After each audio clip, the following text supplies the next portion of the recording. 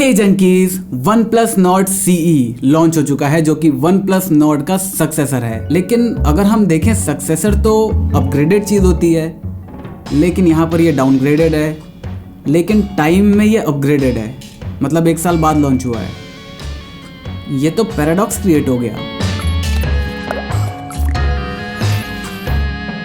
अगर हम OnePlus Nord CE की बात करें तो यहाँ पर आपको सेम OnePlus Nord वाला ही 90 हर्ट्ज का डिस्प्ले मिल जाता है जो कि एक AMOLED स्क्रीन है। और यहाँ पर अगर मैं इसकी क्वालिटी की बात करूँ तो वो काफी ज्यादा बेहतरीन है। OnePlus Nord मैं अपने सेकेंडरी डिवाइस की तरह यूज कर रहा हूँ और जब भी मैं अपने आईफोन से OnePlus Nord पे शिफ्ट होता हूँ तो मुझे एक नोटिसेबल डिफरेंस देखने को मिलता है, मतलब 90 हर्ट्ज का पता चलता है। हाँ, माना कि जो एप्स ओपनिंग क्लोजिंग है वो और जो थोड़ी बहुत एंड्रॉइड की जिटरिंग है उसमें हम कुछ नहीं कर सकते, लेकिन ओवरऑल जो हमारी स्क्रोलिंग हो गई, जो हमारे एप्स को ऊपर नीचे करना हो गया, ये सारी चीजें मुझे एक्चुअल में डिफरेंस देखने को मिलता है यहाँ पर। तो ये चीज बिल्कुल सेम करी गई है। हालांकि इसको 120 हर्ट्ज किया जा सकता था, लेकिन फिर भी मुझे इससे शिकायत नहीं है। क्यों, वो मैं वीडियो में आगे बताऊंगा। इसके बाद अगर हम बात करें सबसे कंट्रोवर्शियल चीज की जो OnePlus Nord CE में हमें देखने को मिलती है, वो है उसका प्रोसेसर जो कि है Snapdragon 750G। ओरिजिनल जो OnePlus Nord है इसमें आपको देखने को मिलता है Snapdragon का 765G, लेकिन 1 साल बाद रिलीज हुआ कोई फोन, उसके अंदर आपको एक डाउनग्रेडेड प्रोसेसर देखने को मिल रहा है। तो ऐसा क्यों? तो यहाँ पर करी गई है कॉस्ट कटिंग। क्यों? क्योंकि OnePlus पहले क्या था? OnePlus पहले एक फ्लैगशिप किलर फोन हुआ करता था, लेकिन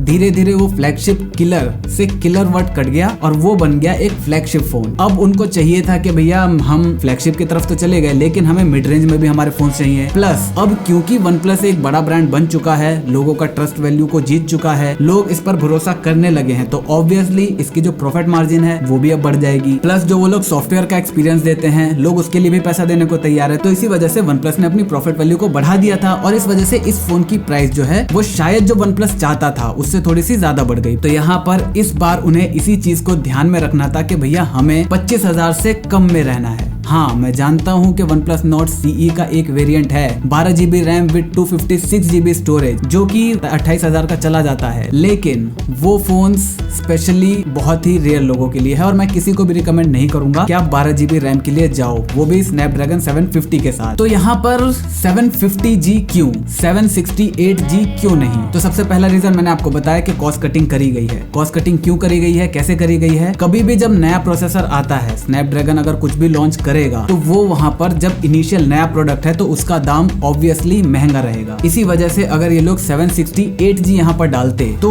इन्हें ज्यादा पैसा देना पड़ता प्रोसेसर के लिए इन कंपैरिजन टू 750 के लिए। तो यहाँ पर कोई भी कंपनी जब प्रोसेसर बनाती है, तो मैंने आपको अपने प्रोसेसर वाली वीडियो में बताया था कि वहां पर बिनिंग का इस्तेमाल करा जाता है। मतलब सिलिकॉन एक ऐसी चीज है जिसके साथ इतने छोटे नैनोमीटर पर जब हम काम करते हैं तो एक ही प्रोडक्शन है, सब कुछ सेम है, लेकिन 2 प्रोसेसर्स अलग अलग परफॉर्म कर सकते हैं। जैसे फॉर एग्जांपल हमारा 870 है, वो हमारा 865 से, स्नैपड्रैगन के 865 से, वो दोनों के दोनों प्रोसेसर सेम हैं, दोनों के दोनों सेम आर्किटेक्चर पर बने हैं। लेकिन यहाँ पर बिनिंग की वजह से कुछ प्रोसेसर जो कि 865 पर बन रहे थे वो कुछ ज्यादा अच्छा परफॉर्म कर रहे थे, तो उनको साइड में अलग रख दिया गया, और जो प्रोसेसर थोड़े से कम परफॉर्म कर रहे थे उनको थोड़ा सा अलग रख दिया गया। इसी तरह जब हमारे मॉडम्स भी बनते हैं तो मॉडम्स मोस्टली ऐसे होते हैं जो सारे बैंड्स को सपोर्ट करते हैं, लेकिन कुछ ऐसे भी होते हैं जिनकी परफॉर्मेंस उतनी ज्यादा अच्छी नहीं होती। तो यहाँ पर क्या किया जाता है, उन मॉडम्स को जिन चिप्स के अंदर डाला जाता है उनको बोला जाता है भैया ये जो चिप है इसके अंदर आप सारे बैंड्स को मत देना, क्योंकि उससे परफॉर्मेंस ड्रॉप होने के चांसेस हैं। तो इसी वजह से कंपनीज सस्ते वाले 750G को लेती हैं और उसके अंदर जो आपका पिक्सल बिनिंग करके जो बाहर निकला हुआ मॉडम है उसको वहां पर डाल के दिया जाता है, जिससे वो प्रोसेसर सारे के सारे बैंड्स को सपोर्ट करने के लिए केपेबल नहीं होता। मतलब मिस्टर हुज द बॉस ने इंटरव्यू लिया था OnePlus के किसी मतलब एग्जीक्यूटिव का ही, तो उन्होंने बताया था कि हमारे फोन के अंदर प्रोसेसर जो है वो सबसे महंगी चीज है। तो अब लगा लो कि अगर वो लोग 768G देते तो यहाँ पर कॉस्ट कितनी ज्यादा बढ़ जाती। तो यहाँ पर 750 और 765G और 768G में डे टू डे लाइफ में कोई भी अंतर देखने को नहीं मिलेगा। क्यों? क्योंकि ये फोन जो बनाया गया है वो मोस्टली किन कंज्यूमर्स के लिए बनाया गया है, जो लोग किसी भी एक पर्टिकुलर चीज को डेडिकेटेड नहीं है। जैसे फॉर एग्जांपल मिड रेंज में आपको बहुत सारे गेमिंग फोन्स मिलते हैं, मिड रेंज में आपको ऐसा फोन मिलता है, जैसे Mi10i है, उसमें 108 मेगापिक्सल का कैमरा है। तो वो जो कैमरा एंथुसियास्ट है, जिसको फोटोग्राफी वगैरह करनी है, वीडियोग्राफी करनी है, वो उनके लिए फोन है। लेकिन इन सारे सेगमेंट्स में कोई एक बहुत ही बैलेंस फोन नहीं है। तो वन प्लस का यही कहना है कि हमने ये चीज बैलेंस कस्टमर के लिए चाहिए। ये किसी भी एक चीज में एक्सेलेंट नहीं है, सारी चीज के अंदर ये बेटर जरूर है। तो इसी वजह से इसके अंदर डिस्प्ले और बाकी सारी चीजें अच्छी देने की वजह से, और कॉस्ट भी हमें कम रखनी है, इसी वजह से 750G को चुना। अब यहाँ पर ऑब्वियसली जो हमारा iQOO Z3 आया है, उसके अंदर 768G मिलता है, यहाँ पर वो 20,000 से कम है। तो मैंने आपको बताया कि वन प्लस जो है वो अपने ब्रांड का भी पैसा लेने लगा है, उसने ट्रस्ट क्रिएट कर लिया है, तो उसने अपनी प्रॉफिट वैल्यू को बढ़ा दिया है, प्रॉफिट मार्जिन को बढ़ा दिया है। iQOO नया ब्रांड है, वो एस्टेब्लिश होना चाहता है, तो वो अभी प्रॉफिट पर इतना ज्यादा ध्यान नहीं दे रहा, वो सेल्स पर ज्यादा ध्यान दे रहा है। और नंबर 2,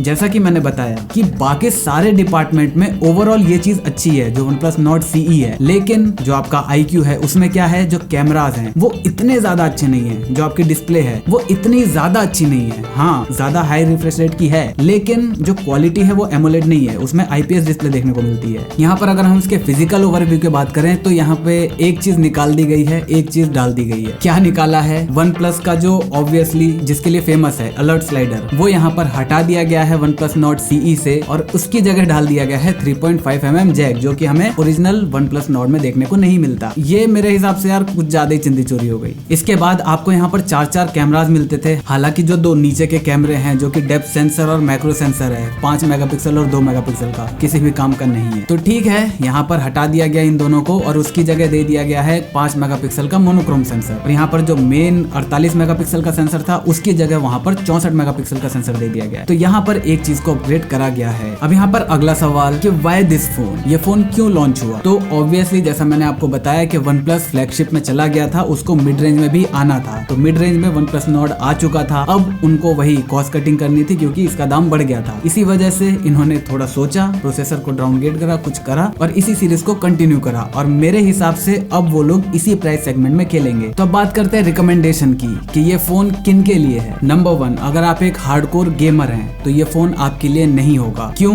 क्योंकि ऑब्वियसली इसी प्राइस रेंज में गेमिंग के लिए आपको बेटर ऑप्शंस देखने को मिलेंगे। बेटर क्या, आप अभी लॉन्च हुआ iQOO Z3 भी ले सकते हो अगर आपको सिर्फ गेमिंग करना है, क्योंकि उसमें एक्टिव कूलिंग सिस्टम भी है जो कि Nord के अंदर आपको देखने को नहीं मिलता। इसके बाद अगर आप एक बहुत बड़े वीडियोग्राफर हैं, फोटोग्राफर हैं, जो आपके अपने कैमरे का बहुत ज्यादा काम रहता है, तो मेरे हिसाब से Mi10i आपके लिए बेस्ट ऑप्शन होगा क्योंकि उसके अंदर ज्यादा मेगापिक्सल का कैमरा है। हालांकि मैंने आप बहुत बात बोल रखा है कि मेगापिक्सल ही सब कुछ नहीं होता, लेकिन फिर भी ओवरऑल जितनी भी मैंने उसकी इमेजेस देख रखी हैं वो काफी बेहतरीन फोटोज लेता है। और मेरे हिसाब से OnePlus Nord का कैमरा कुछ इतना ज्यादा खास नहीं था, और जो Nord CE है उसका भी कैमरा मतलब पर्सनली मुझे लगता है कि ऐसा कुछ खास नहीं होगा। अगर आप एक टेक एंथुसियास्ट है, मतलब आपको Antutu स्कोर से फर्क पड़ता है कि हाँ आपके फोन का Antutu स्कोर कम नहीं होना चाहिए, तो ये फोन आपके लिए नहीं है। ये मोस्टली उन्हीं लोगों के लिए है जिनको 20 से 25 हजार के अंदर एक फोन चाहिए और वो अपने फोन से कॉलिंग करते हैं, ब्राउजिंग करते हैं, वीडियोस देखते हैं, बस। बाकी उनका कुछ भी ऐसा कोई ओकेजनल गेमिंग हो गई, ओकेजनल थोड़ी बहुत फोटोग्राफी वीडियोग्राफी हो गई, तो उन लोगों के लिए ये फोन बेस्ट हो सकता है। क्योंकि अगर मैं इन हैंड फील की बात करूँ तो मेरे हिसाब से इस प्राइस रेंज में कोई भी ऐसा फोन नहीं है जो आपको इतना कंफर्टेबल, इतना इजी टू यूज फील हो। साथ ही साथ ऑक्सीजन OS हम सबको पता है कितना ज्यादा स्टेबल होता है और कितना अच्छा परफॉर्म करता है। तो अब आखिरी सवाल कि आपको OnePlus Nord और OnePlus Nord CE में से कौन सा फोन लेना चाहिए? ऑब्वियसली भाई इसको लेने का कोई भी सेंस नहीं बनता। क्यों? नंबर 1, OnePlus Nord CE की बैटरी लाइफ को इंप्रूव कर दिया गया है, वहाँ पर बैटरी ज्यादा दी गई है आपको। यहाँ पर 4 है, वहाँ पर 3 है ना, तो वो 3 कैमरा ज्यादा बेटर परफॉर्म करेंगे, बिलीव मी। इसके बाद अलर्ट स्लाइडर का जाना, ये उतनी बड़ी कोई दुख की बात नहीं है जितनी खुशी की बात है कि 3.5mm जैक वापस आ गया है। उसके बाद डिस्प्ले भी सेम है और आगे का जो कैमरा है वो भी लगभग सेम है। और जो सबसे बड़ी बात है वो ये है कि OnePlus का ये सबसे पतला फोन है, सबसे हल्का फोन है, तो ऑब्वियसली ये कंफर्ट के मामले में काफी बेहतर होने वाला है। तो कोई भी सेंस नहीं बनता कि आप OnePlus Nord CE की जगह OnePlus Nord को खरीदें। तो बस मुझे उम्मीद है आपको वीडियो पसंद आई होगी। वीडियो पसंद है तो वीडियो को लाइक कर देना, चैनल पर ना तो चैनल को सब्सक्राइब कर देना, क्योंकि हम इसी तरह की ज्ञान भरी बातें आपसे करते रहते हैं। मैं मिलता हूं आपसे अगले वीडियो में, तब तक जय हिंद, वंदे मातरम।